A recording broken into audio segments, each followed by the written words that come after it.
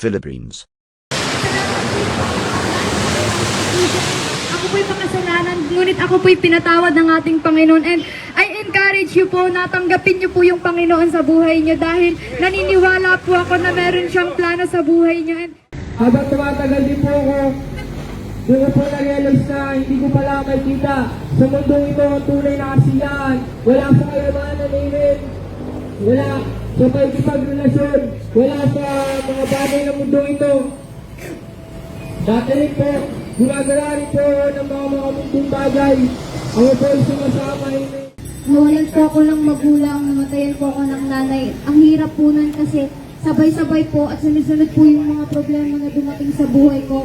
Pero sabi ng Lord sa akin, okay lang. Then, amen, kung mapapansin po ninyo, kami po ay naparito muli sapagkat ang nais po ng Diyos, amen, ay matawag po niya, amen, at higit po sa lahat, makilala po natin ang Panginoong Diyos. Sapagkat ang Diyos naparito po sa wala po siyang ibang hangarin, kundi hanapin niya ikaw at ako. Sapagkat alam ng Diyos ng kasalanan. Tayo na sumama ako sa church. Hallelujah. And then, nagtaka ako kung ano yung ibig sabihin ng church na yon. Ano ang church na yon. Ano ang purpose ng church na yun. And nung nakilala ko ang Panginoon Diyos, hallelujah, binigyan niya ako ng isang paniniwala na anak na diyan ka lang, pabaguhin kita, magintay. Na makilala ko ang Panginoon sa aking buhay. Thank to God that because of Him, He changed my life and my soul. That even in problems coming to my life, tinutulungan ako ng Panginoon. Nagiginis ako ng puso ko ng Panginoon na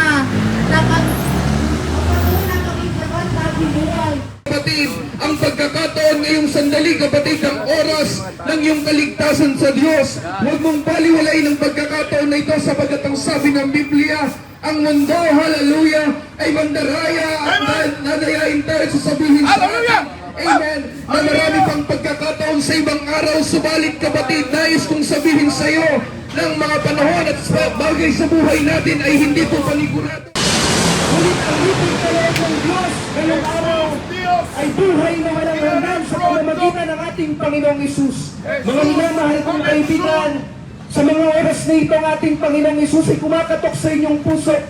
Sabi ng Biblia, kung inyong bubuksan ang inyong puso, ang Panginoong Isus ay papasok sa inyo. Ay parang usok, sandali ang mababanag at pagkakay mawawala. Ganyan po ang buhay ng tao sa daigdig na ito. Ano man ang meron ka, ano man ang kayamanan na meron ka, mga kapatid, nais kong sabihin sa iyo, ang buhay natin ay sandali lang sa daigdig na ito. Hallelujah!